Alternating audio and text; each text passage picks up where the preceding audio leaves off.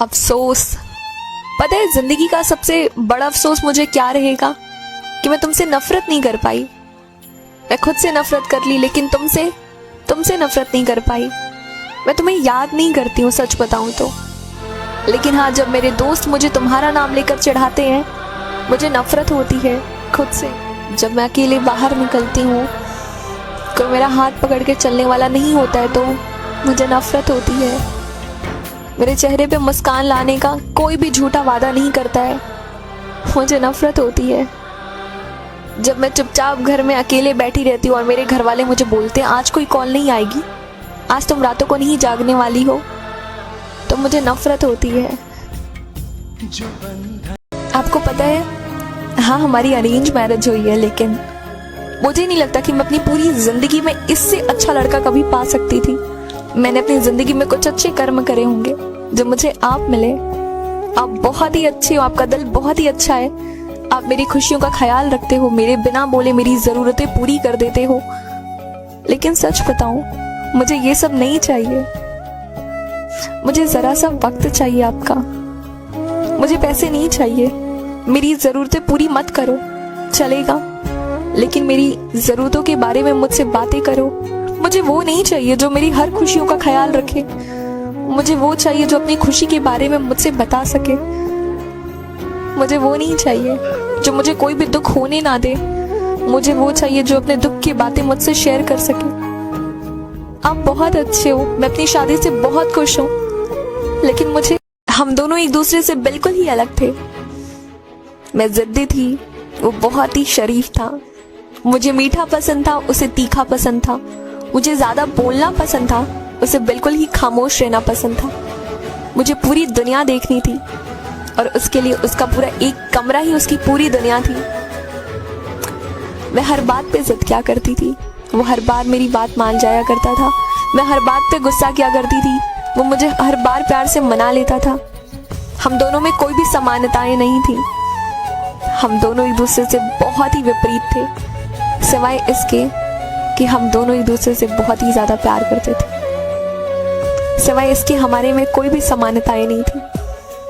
हम बिल्कुल ही एक जैसे नहीं थे, लेकिन शायद यही हमें खास बनाती थी, एक दूसरे के साथ रहने के लिए मजबूर करती थी, एक दूसरे से जोड़ कर रखती थी। जब तुम मुझसे आखिरी बार मिलोगे तो मुस्कुरा कर मिलना। कोई झूठे वादे मत करना, कोई झूठी बातें मत कहना। साफ साफ मुंह पर कह देना कि देखो अब हमारा सफर इतना तक ही था, अब हम एक नहीं हो सकते हैं। लेकिन हाँ, आखिरी बार तुम उन नजरों से जरूर देखना जिस नजरों से तुम पहली बार देखे थे। हर बार की तरह तुम इस बार भी कहना कि तुम्हारी आंखें बहुत खूबसूरत हैं। तुम्हारी आंखें आईना है जो सच्चाई दिखाती हैं, और मैं आंखों में साफ साफ देख पा रहा हूं कि हमारा सफर केवल इतना तक ही था। मैं अब तुम्हारा नहीं हो सकता हूँ। मैं अब तुमसे दूर होना चाहता हूँ। मुझे अब तुम पसंद नहीं हो। घबराने की बात नहीं है, मैं ये तुमसे सिर्फ इसलिए कह रही हूँ क्योंकि मुझे पता है वो दिन जरूर आएगा जब हम आखिरी बार मिलेंगे। ये सारी बातें तुम याद रखना, और ये सारी बातें तुम मुझे जरूर बोलना, ओके? बहुत ही महान इंसान ने मेरी वीडियो पे कमेंट करते हुए मुझे ये कहा था कि रक्षा, मेरे साथ जो लड़की थी वो 10 सालों से रिलेशन में थी, बट उसने मुझे ये कहकर छोड़ दिया कि मेरे पेरेंट्स नहीं मानेंगे। लेकिन बिस्तर पे आने से पहले एक बार भी नहीं सोची कि मेरे पापा नहीं मानेंगे। पहले तो आपने कमेंट बहुत अच्छा करा, वाह, इतने अच्छे से किसी लड़की की इज्जत को उछालना, वाह वाह वाह वाह वाह वाह, बहुत ही अच्छी बात है। चलिए मैं आपके इस सवाल का जवाब दे देती हूँ। देखिए, कभी कभी ना अपने प्यार को साबित करने के लिए उस लायक भी बनना पड़ता है। अगर आप किसी लायक नहीं रहेंगे तो वो लड़की अपने पेरेंट्स से क्या बोलेगी कि लड़का मुझसे बहुत प्यार करता है, बहुत लॉयल है, 10 सालों से मेरे साथ रिलेशन में था, बेड पर भी अच्छा कमाल करता है, बट कमाता नहीं है, किसी लायक नहीं है, अभी कुछ करता नहीं है मुझसे प्यार करने के अलावा। कभी कभी अपने प्यार को साबित करने के लिए कुछ करना पड़ता है, किसी लायक बनना पड़ता है, तो बनो, फिर बात करो। बहन पर हाथ उठा देना, अपने माता पिता से ऊंची आवाज में बात करना, अपनी गर्लफ्रेंड को गालियां दे देना, उन पर चिल्ला देना, उन्हें गंदी गंदी बातें कह देना, ये सबसे आप शिक्षित तो नहीं हो सकते, बिल्कुल भी नहीं हो सकते। किसने कहा है आपको कि आप शिक्षित हैं? बिल्कुल ही नहीं। लोगों पर चिल्लाना, उन पर गंदे इल्जाम लगाना, अच्छी तरीके से बातें नहीं करना, अपने माँ बाप को तक गालियां दे देना, उनकी परवरिश पर सवाल उठा देना, उन्होंने आपको दिया ही क्या है ये बार बार कह देना बड़ा आसान होता है। जिस दिन आपके खुद पर पड़ेगी ना, यकीन मानिए आपको आभास हो जाएगा कि जिंदगी इतनी भी आसान नहीं है जितना हम समझते हैं। कमाल की बात है, जब मैं लड़कियों पर वीडियो शेयर करती हूँ, उनकी फीलिंग बताती हूँ, तो लड़कों के पुरुषार्थ पर बहुत बड़ी ठेस पहुंचती है। ठीक वैसे ही जब मैं लड़कों पर वीडियो बनाती हूँ तो लड़कियां उसकी उपेक्षा करती हैं, उन बातों को अनसुना कर देती हैं।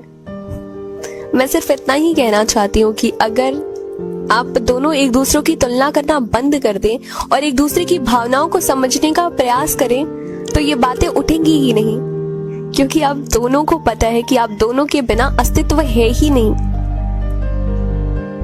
आप दोनों का रहना अस्तित्व को बनाने के लिए बहुत ही ज्यादा जरूरी है। तो क्यों तुलना करना? एक दूसरे की भावनाओं को समझिए।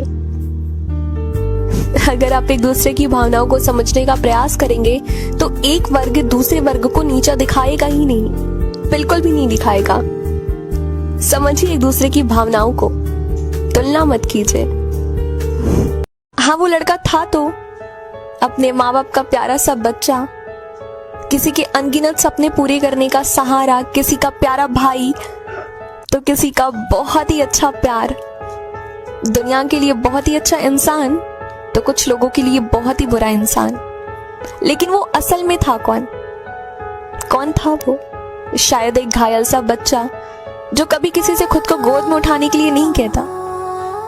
शायद एक थका हारा मुसाफिर जो लोगों से मंजिल का पता नहीं पूछता। शायद एक टूटा हुआ दिल जो कभी जुड़ना नहीं चाहता और कभी शायद जुड़ भी नहीं सकता। चेहरे पर झूठी मुस्कान लिए एक मुसाफिर जो बस चलना चाहता है, जो रुकना नहीं चाहता, जिसकी मंजिल में शायद रुकना लिखा ही नहीं है। लोगों की उम्मीदें उसे हमेशा आगे बढ़ने को कहती हैं,